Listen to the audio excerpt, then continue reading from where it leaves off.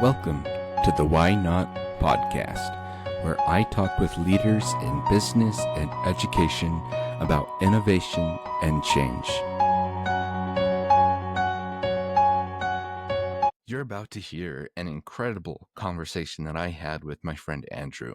While we were recording, I had some technical problems that popped up during the conversation, which meant a lot of the questions and comments that I made were not recorded. I have done my best to go back and to add in those questions and really try to supplement them so that the conversation makes sense and goes smoothly. If it feels a little choppy, that's why. But please hang in there and continue to listen to this episode as Andrew shares not only impactful, but incredibly powerful insight and perspective and advice on how you can grow and improve in your personal life, your professional life, and how you can truly take advantage of the fact that you are currently living in the good old days. Thank you, and welcome to the Why Not podcast. Andrew is an unstoppable force in entrepreneurship, sales, and personal development, who's turned ambition into action at lightning speed. He's gone from a college freshman with zero sales experience to a top performing professional closing over $1 million annually across diverse industries, from sports marketing to AI and HR solutions. Now he's channeling that same relentless drive into building an exciting all-natural personal care brand, Royal Guard. Whether he's crushing sales quotas or exploring new cities and concerts, Andrew embodies a life dedicated to growth, connection, and innovation. He's the kind of inspiring guest I love to bring on the show.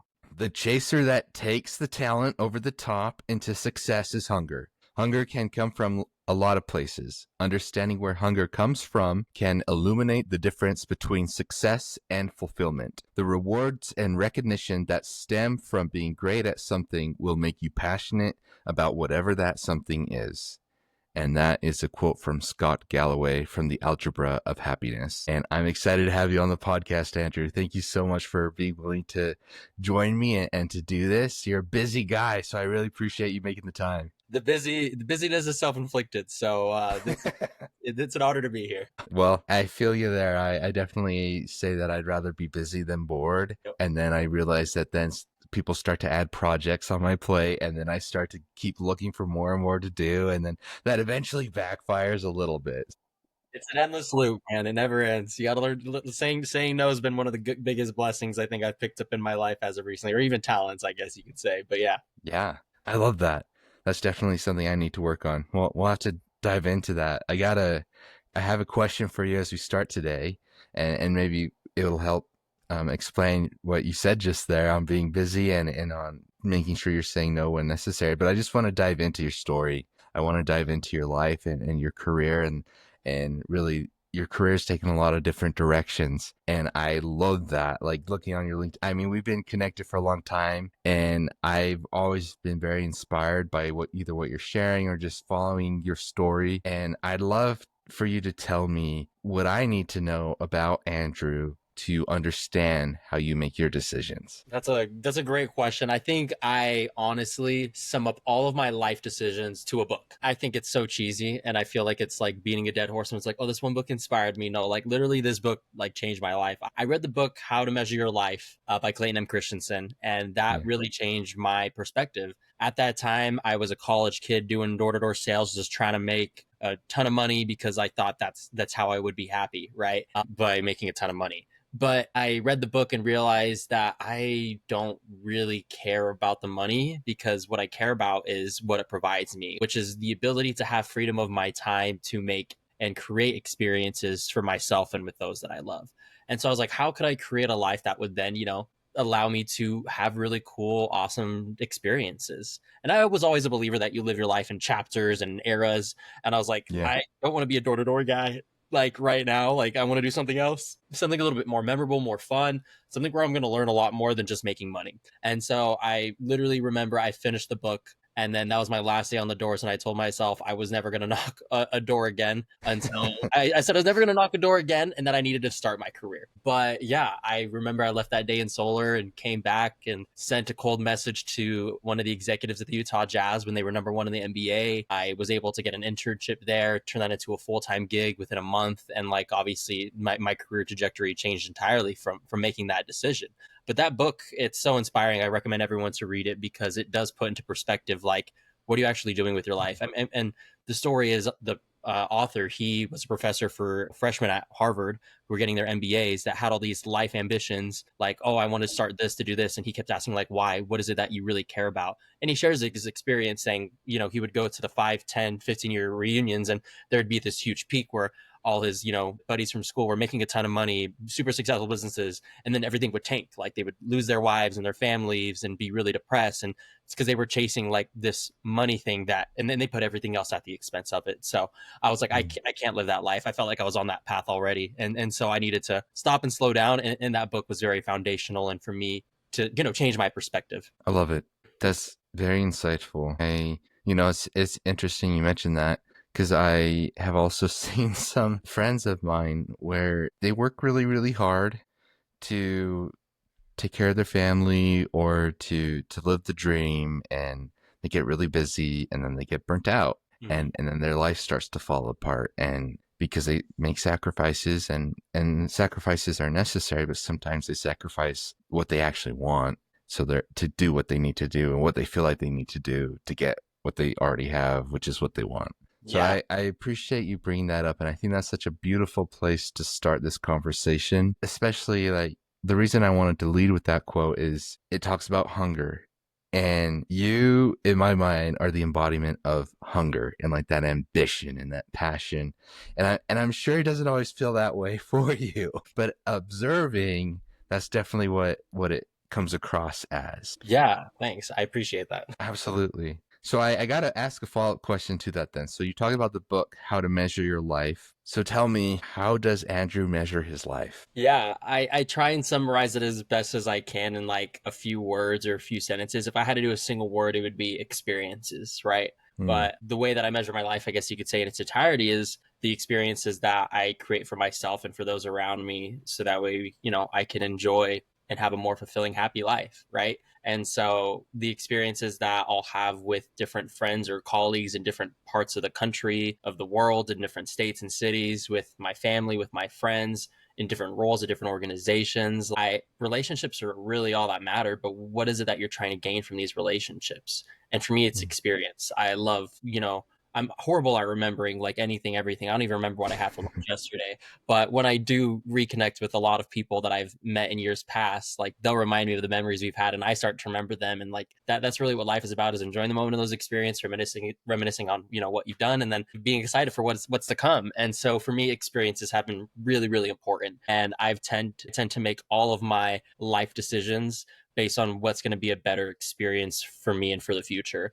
And that's permitted me to do some crazy, wild things that I would have never guessed 5 years ago I would be doing. But I'm really happy every single time I make a decision, because at the end of the day, a decision is like, a lesson learned or a fun story to tell. And it makes me better for dinner parties, I guess, right? I take it back to like my childhood and I think about like the life that I thought I wanted to live. I think a lot of times you're raised by the narratives that your community and your parents tell you. And I kid you not, if you were to ask me as a kid what I wanted to be when I grew up, and I was literally going to say a successful businessman, someone who wanted to work in a big, huge building in a big city, making money. And I literally was living that life right out of college and I wasn't happy. And so I was kind of told growing up that I needed to chase this money and these titles, and then I'd be happy. And I was like, no, no, that's so not true. That's not what I actually care about. And so for me, it's then been like, what is this money giving me access to? And for me, it was like, one, freedom of my time to create these experience, and then reach in like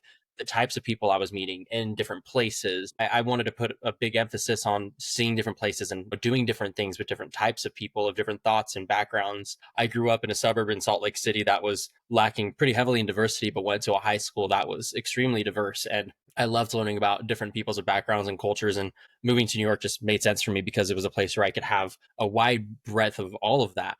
And while living in New York, I decided I was going to place a big emphasis on doing things that just sounded cool and fun. And so I remember I did several trips to Mexico with friends. I wanted to enter my music festival era, went to like Coachella and Lollapalooza, EDC in Mexico, anything that sounded fun, cool, and exciting. I was like, I'm just gonna do it. I was like, oh, move to Hawaii for the summer? Great. I'll sublet my apartment and do that. And so I'm just like a firm believer that we're all such multifaceted human beings with so many avenues that we can pursue that if it sounds interesting, like let's do it. And then on the contrary, there's stuff that like everyone else loves that you don't have to love. You know, people like Andrew listen to country music. I'm like, no, I don't like it. And like you can just set your boundaries about things you like and don't like, right? Like life is too short to, cater to the interests of someone else at the expense of your own happiness. And so for me, my experiences have ranged from traveling to different places, experiencing different cultures. I'm obviously not super like traveled. I've only been to maybe like 10 countries, but it's allowed me to obviously like choose my preferences. Just because I like to travel doesn't mean I'm going to go to every country. If I'm not going to go to some boring European country with buildings because I don't really care about buildings. I care more about, the adventure, the music, the nightlife, the hikes, the mountains, the lakes, the rivers. Like I care about like if you know what you care about at the end of the day, just chase that. And I think that's been a big, big factor for me in determining like living different experiences, to say the least. I have a lot of people come to me and vent about things that their families tell them or their mentors tell them or their friends tell them that they should be doing this and that and this and that they don't want to do it. And I feel like I'm kind of rude where I'm like, then just don't. Like it's my motto last year was like, it's not that deep. A lot of things in life aren't as deep as what we think they are. And we have these self-inflicted preconceived notions of what success looked like based on like what this person on a TikTok told us or what this YouTuber said. And like truly at the end of the day, like freedom is a choice and you can choose what freedom looks like to you. And our society has really, dumbed it down to just financial freedom and that you can only attain it when you hit a certain amount of wealth. And I'm so contrary to that. Freedom for me is choosing to having a life where I'm able to make an income that I'm comfortable living off of and choosing what to do with my time every single day and working when I want. And I've never been as happy and stress free versus when I was like a corporate 9 to 5 person. I was so anxious and like, competing against these other people and they had different goals than I did, but I was like, I had to be the best of the best. And it's just like all that stress is so unnecessary. But I will say one thing that I think is really important in terms of being very responsible financially. And I've learned this from, I'm not sure if you've ever read the book, like the Almanac of Reval. There's like a newsletter he sends or like that goes out called the Novel Mac, Manac, where it's like, he's a firm believer. He was like a big San Francisco like tech executive. And one thing that I learned from him is the hourly rate. And so for me, ever since I started my career, I was like, I'm going to set a very high level goal of an hourly rate of making $100 per hour, no matter what job I'm doing. And since I was able to work in sales, I was able to know how hard I needed to work within that hour to make that money. As long as I'm making that hourly rate, it's up to me how many hours I work.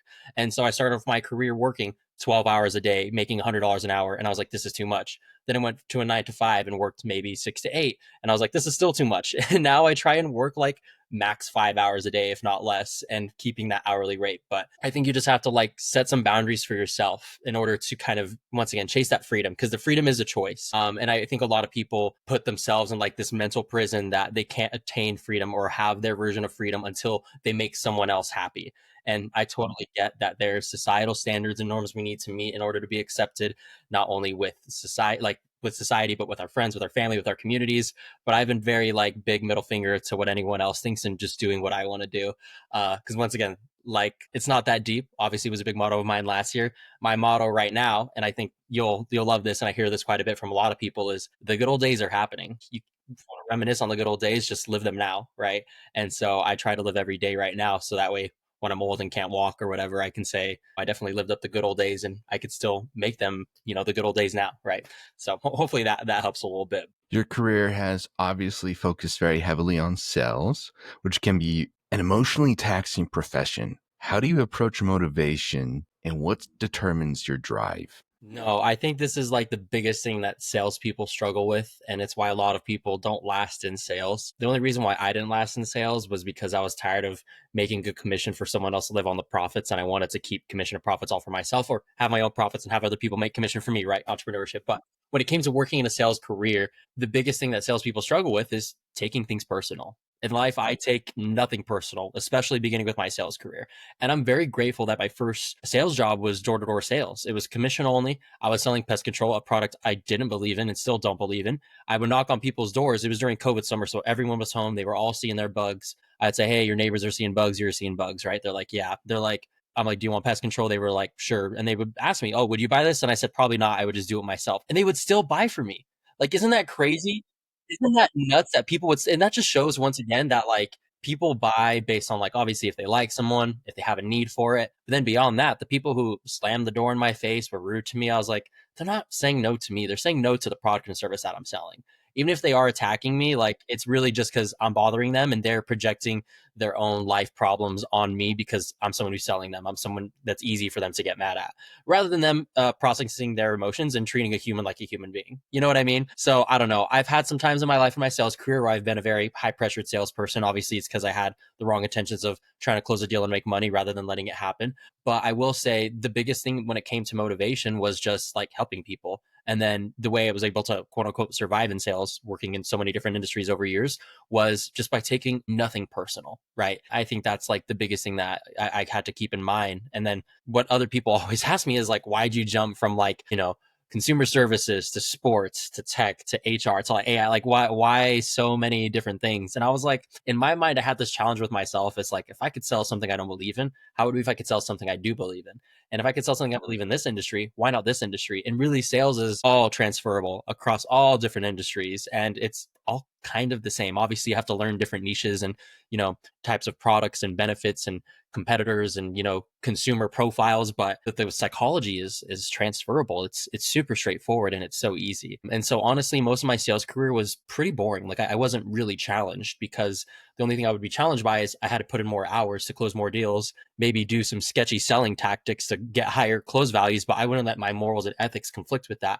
And so I knew like it just wouldn't be a long-term fit for me to just be a salesperson, which I get why so many people do because it is such an easy career if you're able to have the psychology right. Mm-hmm. Honestly, I think for me, one thing that I've loved in my sales career, and I've worked heavily through my personal brand on LinkedIn. Like I think that's how we got connected. There's been very few jobs where referrals haven't helped, but for me, like referrals, I mean, there's people who stay in sales and make $500,000 to $1 million a year because they stay in the same industry, they become an expert in their space, but they're very well respected and well networked. And so for me, I think the most underrated thing that people forget about is referrals. Every company has some program to like instate referrals. And I've made most of my money across all different sales gigs by getting different referrals from different people and gaining their trust. And so at the end of the day, like, nothing venture, nothing gain. You already asked for a deal, you might as well ask for a referral. And I think we as salespeople forget that time and time and time again, because we already asked too much. Why not ask for a referral? And so when it comes to even like psychology, that's not even psychological. It's just asking for help, right? And I think that's something that we as salespeople are too prideful to do in asking for help. And I think that's like the easiest way to ask for help. And most companies have a referral program set up. If not, you set one up. Be like, hey, if you get a referral, I'll shoot you $100 or something. You know what I mean? Like it's not that hard. But once again, we become a little too prideful to ask for that help, to ask for an extra referral or even feedback, right? So I think psychologically, we can always take things a step further than what we hope. And for me, that aligns with my morals and ethics and standards. There's a lot of sales companies and people or companies that teach salespeople. It's like ask for extra money, like have them buy a product they may not need, but show them why they should get it. And I'm like, I'm not going to do that. I'm sorry. Like that's just not something I'm going to do. And so having those boundaries set is really important. But asking for that help or that extra step makes a big difference. This point reminds me of something that a mutual friend that we share told me. Noah Riley is his name. Another Noah, a fantastic Noah, one of the best people I've ever had the privilege to interact with.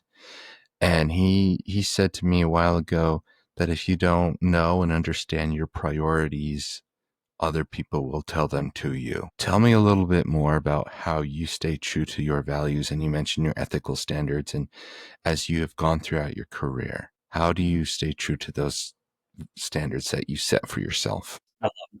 Great. One of the best guys I've ever met. Well, look, you said no, and like to anyone that needs to know this is like the easiest way to learn to say no is to set some boundaries, to set your priorities straight. And then once you have those like defined and they're true to you rather than what someone else told you, saying no is the only option to anything that doesn't fit what matters to you in terms of your boundaries and your priorities. I've done years of therapy to like learn boundaries because I had my priorities straight, but I didn't have boundaries set where other people were putting their priorities on mine. And like, you just have to learn how to set those boundaries and stay so true to them and communicate them in an emotionally intelligent way, which is why I'm a firm believer everyone needs some therapy because they've had some influence on their lives trying to redefine their priorities and their life focus. But that's the easiest way to learn how to say no is by having that defined. And the second you do, no is the only option that you can say to people when they are overstepping your boundaries or your priorities. A good boundary is a very clear conversation. I've realized with even now my friends and my therapist, everyone gives me pushback on like how I need to be more strong in my boundaries. And I think for me it's like you have to diagnose the issue, understand why you're frustrated, and obviously it's because someone's overstepping your boundaries and doing something you don't like, right? So once you define diagnose the issue, that's number 1. Then 2, you have to have the conversation, explain the situation, use the you know instead of I this, it's like we, in order to have a more healthy relationship, like it would make more sense for us to, and you set mutual boundaries rather than just like a singular. And then from there is just staying true to that. Like if they overstep, I guess third, and this was one that I've had to instate recently, is setting some consequences. If someone oversteps your boundary, you let them know like, hey, you overstep my boundary, like that's not cool. And then, if they overstep it, then you have to limit your time with them, limit your friendship with them, and maybe take a step back and set a break. And it's been the healthiest thing for me to diagnose the issue, have that conversation, setting the mutual boundary, and 3, setting some consequences. And then when that does come, remind them all 3 of those things. It's history tends to repeat itself. So it's very easy to set those boundaries. And there's been conversations with people that I love where I end the conversation crying, they end the conversation crying, but it's the best thing to do is by setting those boundaries. And I'm like a firm believer in it. I still struggle with it so much because I'm a diehard people pleaser. I know you are too, and so many people are. It's like how is we as humans feel fulfilled is by making other people happy. But boundaries, oh my gosh, it's like the biggest game changer to inner peace and truthfully like having that freedom and healthy relationships too. I love it. You started a company recently called Royal Guard. In preparation for our conversation today, I ordered some products.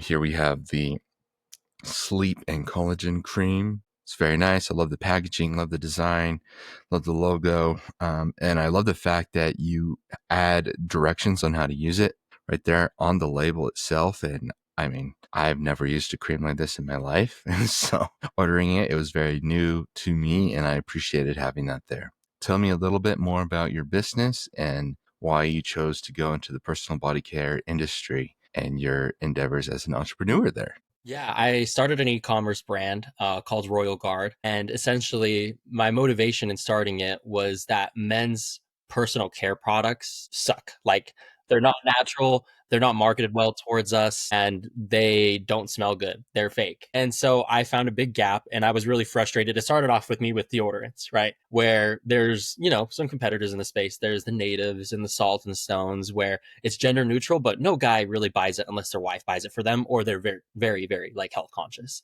Then there's kind of some of the new players, right? There's like the Dr. Squatches and this and that. Well, I guess not new players, but bigger players as well.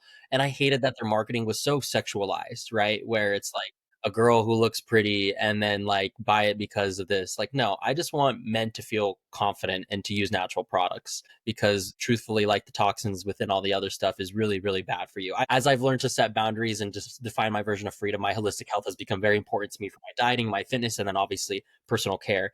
It's not only what you eat, but what you put on your skin and your body really, really matters. And so one thing I really wanted to differentiate with all my Royal Guard products is that one, they're essential oil based because a lot of companies in their personal care products are based on fragrances, which are still artificial scents that maybe the ingredients themselves are all natural, but because the fragrance isn't, it can still have an impact on your health and on your skin. And so that's one is like, all natural, including essential oil based rather than artificial fragrances. And 2 is that they're actually masculine. So like masculine branding, masculine feel, masculine sense, if not just like fresh and clean smelling. And so that's been a big focus of mine. I also included some skincare products. I mean, hopefully my face is glowing right now from some tallow cream that I use.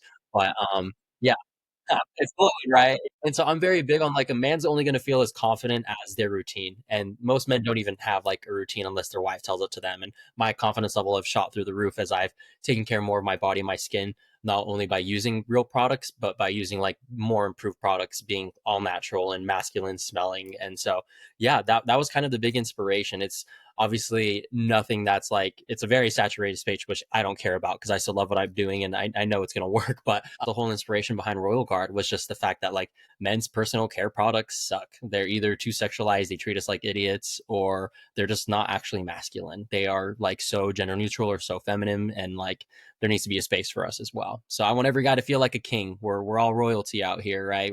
We gotta treat ourselves and feel like the best of the best, and then that's the inspiration. Honestly, I've made every mistake that you possibly could in my 6 7 months doing this, and I'm very grateful for them because they're life lessons. It's so funny. I heard this on Gary Vee where like people always go on and bug him, and people always bug me about this too, and I have the same response like, I wasted time, I wasted money. I'm like, no, you're not. No, you didn't. Like, you live your life in eras, and that one was an era of learning. Like, money is arbitrary. Stop using it as a metric to define your success. And honestly, like, you live your life in eras. So I've had like my roller coasters of learning. So number one for me was like, I hated working alone. When I started off working, I found some random kids I went to school with that I love, not random people I love from school, to like help me design the logo, build the initial website, help with social media. Some did pro bono, some I paid, and it was very cool. But I was like, I actually don't love doing this on my own. And one, I'm not an expert. I'm very, very humbling and humble enough to know that like I don't know everything that I'm doing. And so I knew I needed to get help. I'm good at sales, that's my expertise. But there's other people who've been in this e-commerce space for like a decade who are really good at branding, really good at TikTok and YouTube and Shopify. And so I decided I needed to tap into those people. And so I started asking for tons of help. And that's allowed me to have, some agencies that I work with that are helping me as I'm, scraping by trying to get an order a day, and as I've been for the last 7 months waiting on some of my products to be ready. And yeah, I have people helping me with Amazon, with TikTok, with I have like a Philippines person helping me with social media. Like, I've been able to build a system and a process that makes me feel very comfortable with the future growth of the organization. But number one, in terms of biggest lesson learned, is I hate working alone. So I'm glad I've gotten some help from mentors and from some agencies. And number two, I love, like, movement is life. Like, you just always have to be pivoting, right? It's funny. One of my favorite movies, I love scary movies, but it's a World War Z. And near at the beginning of the movie, when the family is staying with his other family, and they're like, hey, we have to move, we want to survive. And then the family that doesn't leave with them, they obviously turn into zombies. So it's like, movement is life. And I think you always have to be pivoting as things are changing. Like, TikTok could get banned tomorrow, and my TikTok agency is like, we already got a plan of what's going to happen if that is the case. I'm like, great. And so you just have to learn to be obviously able to pivot. And then lastly is patience. For me, I was hoping to be like an overnight success because I know a lot of people who like went viral in the first few months and do 100,000 a month, 100,000 a day because they mastered ads. And I just had to, one, not compare myself to them, but two, just be really patient and know that like my time for success is going to come because I'm setting up a different type of business with different ground, like, foundation and groundworks. And I've had different lessons in the process. And I'm not like an entrepreneur naturally. It's something I'm forcing myself to learn. And so, yeah, I think those are the three biggest lessons: is I hate working alone. I'm gonna get help. Movement is life. You got to pivot. And third is you have to be really patient, because your metrics and timeline for success aren't something that you can define. Like, you can predict and project as much as possible, but it will tear and wear you down if you don't achieve it. So I'm very much just fighting the daily battles, putting in the work daily that I want to and that I can and that I should, and then going to bed peacefully at night knowing I'm doing my best. So yeah, I'm not an expert in this entrepreneurship space at all. I'm probably like the most inexperienced person, but I'm very humble enough to know that I suck at it and I'm just getting better at it every day. What have you learned about building systems for success? Honestly, one of my favorite, this is like such a weird reference, but have you ever heard of Rob Dyrdek from Rob Dyrdek's Fantasy Factory? He had like, he was a skater back in the day. He was like a Tony Hawk, but he had this one TV show on MTV where he and his homies would just kick it and do pranks and do dumb stuff. He had like that ridiculousness or whatever. He had a TV show where it was like bloopers and stuff. Anyways, this dude was like a kind of a TV personality skater, but he's like a genius entrepreneur. And he has taught a process that I love that I apply across all facets of my life, but he speaks specifically to business, of systems. I think every person who's successful and has freedom of their time while trying to generate wealth in tons of different projects and this and that, they have systems in place to help them make passive income, to automate their businesses. And sure, are there going to be times where you have to go, a system could break and you need to go fix it? Yeah, I'm like a real estate investor and I have a property that last night I had to go through and tear out this old dishwasher. It's a system that, had a little broken piece that you had to go fix. And now my tenants they're still paying rent. They're happy, they're living, but like there's just things you have to fix. But there's a really, really cool, like definitely look him up, Rod Deirdre, look up the podcast about where he talks about systems. But in life, you have to build systems to automate the things you hate. And so that's been one of my biggest things in my life is I'm very good at kind of the project management, the relationship, the sales, the overall kind of like goals and managing expectations. And that's why I decided to go the agency route with managing my business was I knew one, I didn't want to learn everything. I knew I could get help, but I built a system where I don't have to worry about what's going on TikTok because my agency's taking care of it. I can see the results. I can hop on anytime and see that they're doing the work. I hated editing videos, so I hired someone from the Philippines to do that for me. And I love their work, and it's 10 times better than I would have done. So building systems where you're able to automate a lot of your personal processes and systems is like, it's one of the biggest things to do to help free up your time. It's just really hard because we as human beings like to have control over the things that we do. And so it's hard for us to kind of give that up to someone else, or if we give it up to the wrong person.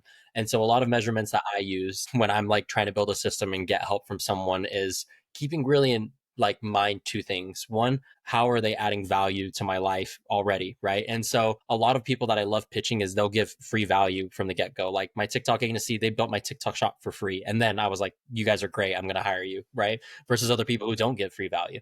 And the other is like my hourly rate. Once again, if I can outsource work to people who are maybe lower than my hourly rate. So I'm a firm believer in offshoring. I think that's a big route as well. But yeah, I think building systems is awesome. Sorry, that was like my ADHD's kicking and I'm just rambling at this point. But yeah. I'm a firm believer in building systems to help automate a lot of different projects in life. Like I invest in a couple companies and there's systems in place to help those go well. And I do real estate and like I have my company, I do contract work to pay for my company. Like there's no clear defined career path that one person should take. They should create that for themselves, and they're only able to do it by building systems to automate the things they hate so they can focus on doing the things they love and that they're good at. I love it. How do you apply systems to your personal life?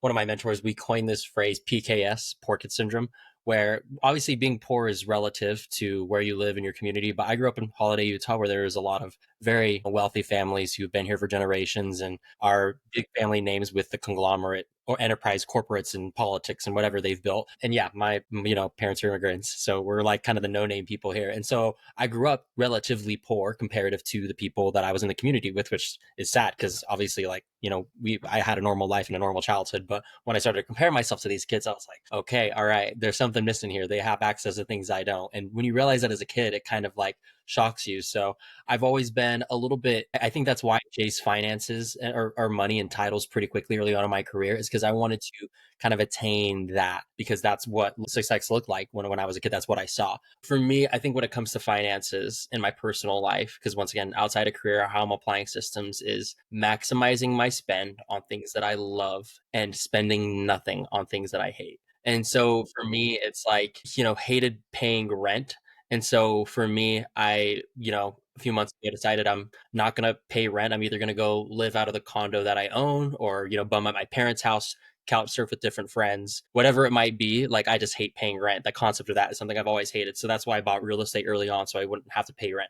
And even when I was living in New York, I was on the verge of buying an apartment because I hated paying rent. Like that's how down bad I was with my finances, in that sense of like maximizing my spend on things that I love and minimizing on things that I hate.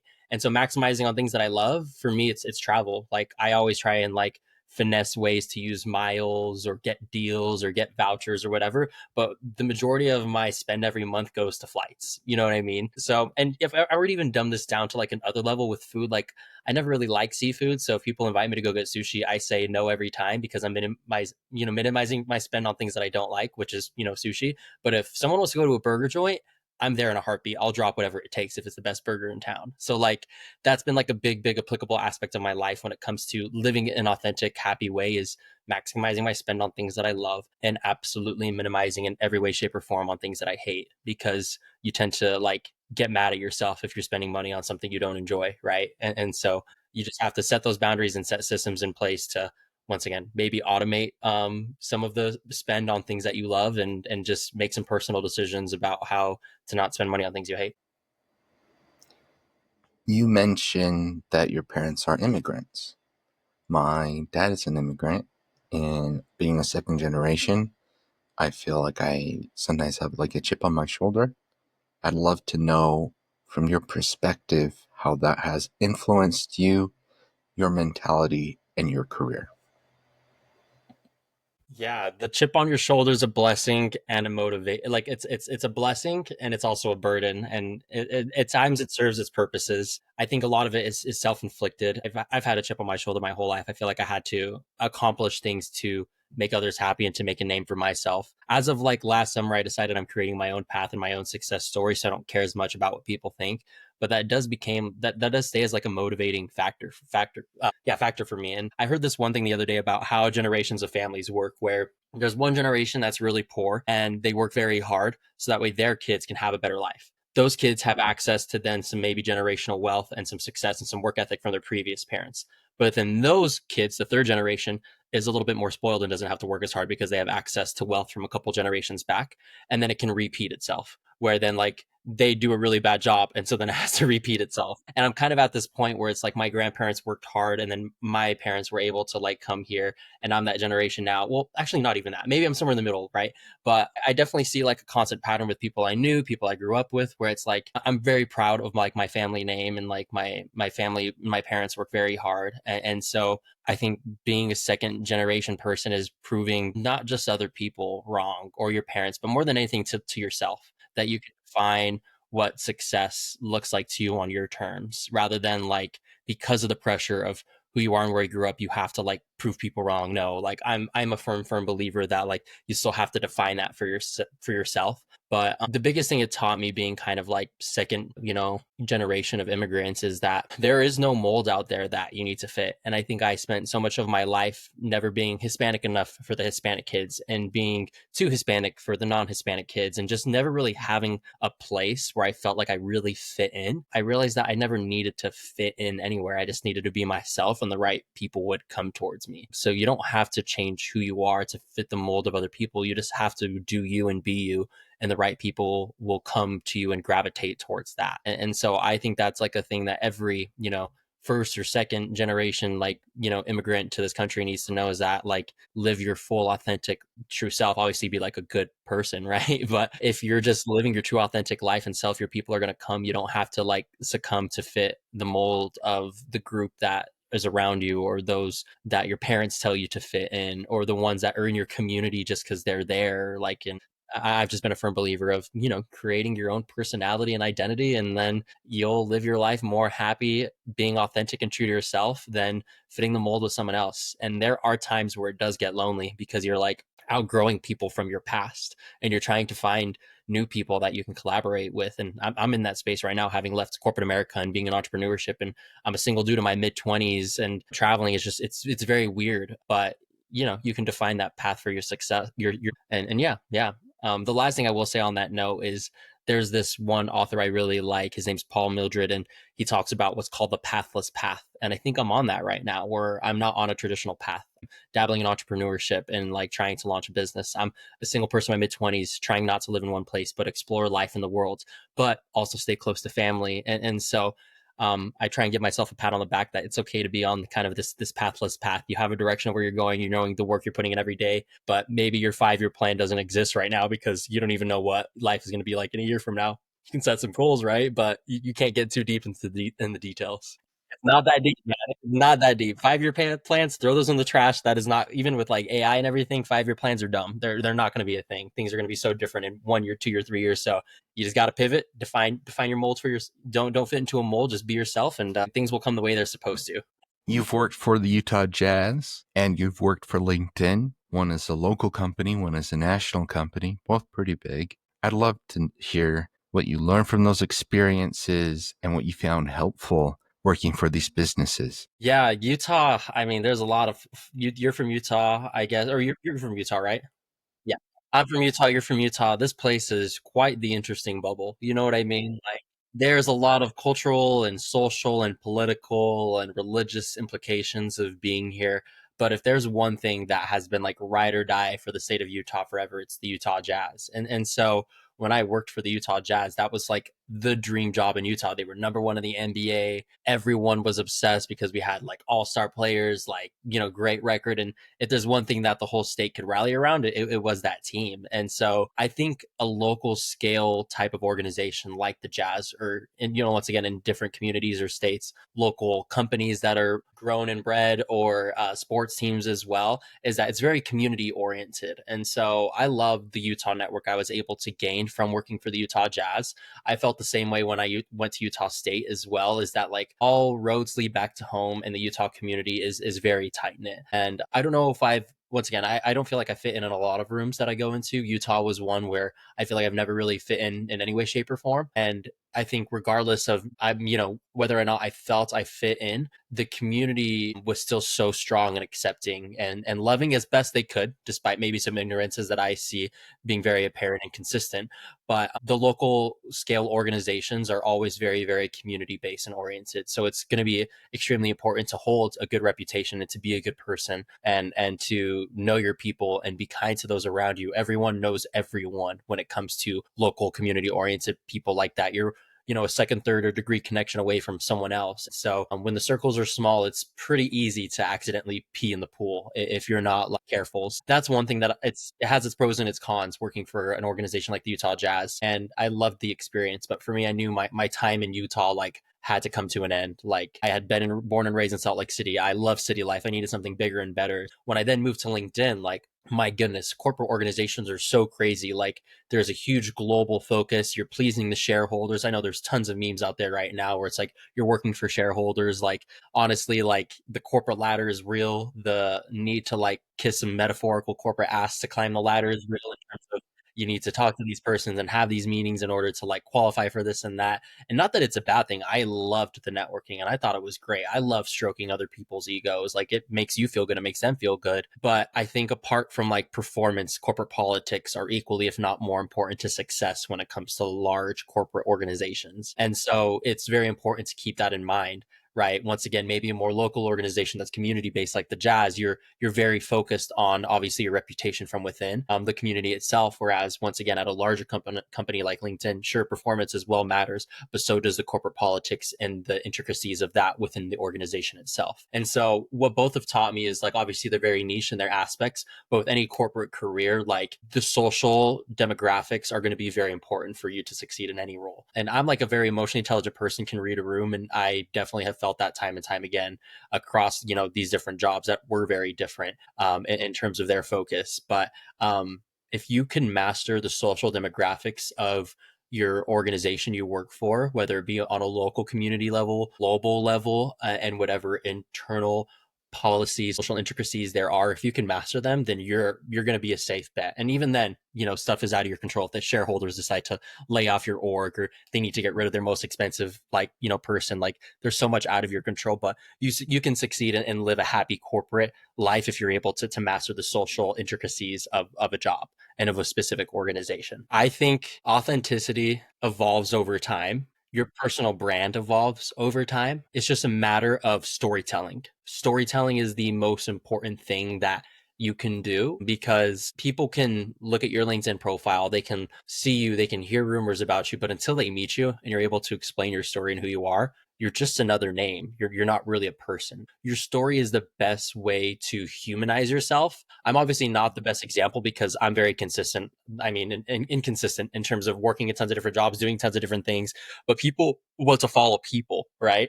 We see this across social media right now. Company pages don't do as well as like founders do. And that's why there's so much founder face things. Like, that's why Mark Zuckerberg is now this ideal person, because they wanted Meta to look better. They needed his founder to not look like a sketchy bald alien guy. They needed like this cool permed guy who like surfs and stuff and wears chains. And so I think your personal brand is going to be way more important. And so, yeah, authenticity is claimed by your story, and you have to know how to tell and how to frame it over time. I'm still able to get contract gigs and sales right now for really cool organizations because I have a powerful story and I know my story, and people can see it and read it. They'll be like, you've never stayed at a company for more than 2 years. Could you dive into that? And then I'm able to answer it so perfectly and authentically that they can't help but to accept it and to swallow their pride that maybe they've been at an organization too long themselves and regret it. You attended both Cottonwood High School here in Utah and Utah State University. I have family members who attend USU, and it's a great university focused on many great things. As an alumni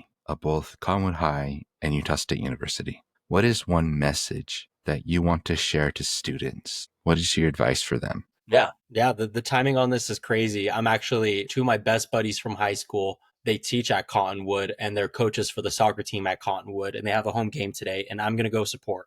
I'm not in town a lot, but when I am, I always go support. Sometimes I get invited up to Logan to speak on LinkedIn presentations, and I'm always coming early to try and get a networking breakfast or lunch in. I'm very, very happy that I went to Cottonwood High School and Utah State University. I already spoke to this when it came to working for the Utah Jazz, but communities are so oriented on relationships, especially one in Utah. And so I'm a firm believer that you need to know the relationships you have right now while in school are your future. The people in your classrooms, they're going to be your future business partners. Maybe your bosses for a time. Maybe then changes and they become your employees if you go the entrepreneur route. They'll become your customers and clients if they really do love you. I would say most people who have bought my products up to this point, 80% of them are all people that I know who want to support me in my business and believe in the vision, which I love and is great. So building a powerful network starts from like now, if not yesterday, right? And it's going to be arguably more important than the education itself. I felt that way about my education at Cottonwood High School and at Utah State University. And that's why I get asked to come back and to speak and to give back because they know I will and they know I love it. And obviously, the value is my increased network with a lot of these passionate people. Something that I've been sharing recently in regards to my story is I've had the opportunity to invest in a couple really cool, like experience based impacting brands. One that's going to help solve food insecurity around the world, to the other that's like the Top Golf of baseball in Utah. And I had both opportunities come to me from networking with kids I was in class with versus kids that are in classes now. And like, or not kids, but people in my network. But I'm just a firm believer that, it's so cheesy. Your network is your net worth, but it is the honest truth. And so I could not be more vocal about how important it is to build relationships with those in your classrooms. And I wish I did a better job at it, Utah State, than I versus, how I did it at Cottonwood in high school. But yeah, take advantage of the relationships and obviously maximize the experiences for as much as you can. Whatever you want to do and accomplish in life or in that stage of your life, like go all in on it, enjoy it, and help the people around you for it. And trust me, like it pays dividends in regards to I have some of the best friends in my life who live all around the country and the world, and we came from the same backgrounds and places. And so I get emotional, but my relationships probably mean the most to me out of everything in my life. Obviously, I measure my life by experiences, right? For me and myself, but those experiences mean nothing if it weren't for the relationships I have. So I mean, even then, I'm like looking right now, I was like, I think in like a week or two, I'm going back to speak at my high school. They want me to come talk LinkedIn.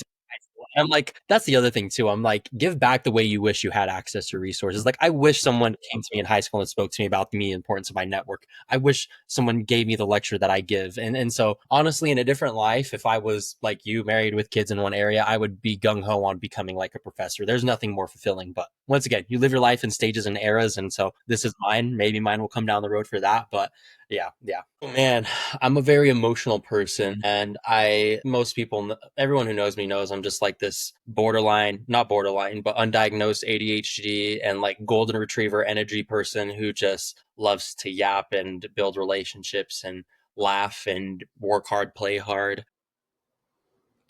Thank you so much, Andrew, for all that you do, for all that you do for the community, for all the advice and help that you've shared with many, and especially me. I've been very fortunate to have known you and to communicate with you and receive advice. And it means a lot to me that you are so willing to come on this podcast and to share your advice and perspective. Thank you so much. I'm going to ask my concluding question for this episode today, which is, what does happiness mean to you? I think the way that happiness is best defined for me is letting go of what I don't need, which is so many things in life. I've talked about maximizing spend on things you love, minimizing on things you hate, building authentic relationships, having experiences that matter to you, saying no to things that you hate. But for me, when I say happiness is letting go of what I don't need, that's more than anything like the false expectations that I place upon myself based on the way that I was raised, or based on the community that I live in, or based on society standards that are happening around me, based on what I see on TikTok or Instagram of what success looks like. Is let go of those things you don't need or care about, and focus on the things that do and that do matter to you. Stop living a life that someone else, tells you to live. Define your priorities and your boundaries for yourself, and stay true to that. And that's truly what happiness is. I feel very at peace with my life based on, defining my version of success, something that I only did literally just a year ago, last summer, when I quit corporate America and decided to freelance, invest, and do my own thing. But one of my favorite things from that writer, from the Naval Mac, is once again, happiness is peace, or no, happiness is peace in motion, right? So if you're at peace with the life you're living and you're living it, you're going to feel that happiness. And so, yeah, let go of the things that you don't need in life. And if you don't know what you don't need, then take an evaluation about what's bringing negative energy to your life, and find any way to get rid of it, stop doing it, or automate it. And you'll be much, much happier. And you could get a no today for something you love, but no's aren't forever. They'll change with time. If I wanted some products for myself from Royal Guard, where do I go? How do I connect with you? How do I talk to you? Where can I get those? Yeah, royalguardco.com is where you can go. If you want to pre-order the deodorants, they'll finally be ready end of May. I'm very excited for the signature scent. It's one that I love. And then I actually just got a text for my second scent that I'm going to hopefully launch in 6 months, that I haven't really talked about yet, that samples are ready for. So excited to see what those are like. But yeah, royalguardco.com. Try some of the skincare, but obviously as well, the deodorant is what most people are excited about. And I think it's going to be very, very cool in the space to see how that goes. I'm like, everyone talks about TikTok brain rot. I'm LinkedIn brain rot through and through. If I go, I'm not pulling up Instagram first. I'm pulling up LinkedIn every time. So connect with me on LinkedIn, Andrew Marino. Always love having informational interviews and conversations. I'm not some like dude with tens and hundreds of thousands of followers, or a multi-million-dollar business. So if someone does message me and asks for a chat, I'm almost always down to hop on and chat with people. So I love building networks and connections. So please go to LinkedIn, Andrew Marino. Always down to chat. And I'm a yapper, so you'll have to cut me off if I talk too much like I have here. Beautiful. Well, thank you so much, Andrew, for being on the Why Not podcast. I appreciate it so much. Thank you, and have a wonderful rest of your day. Yeah, of course. Thanks, Noah. Take care. Thank you for listening to the Why Not podcast. If you enjoyed this episode, please follow and share with your friends.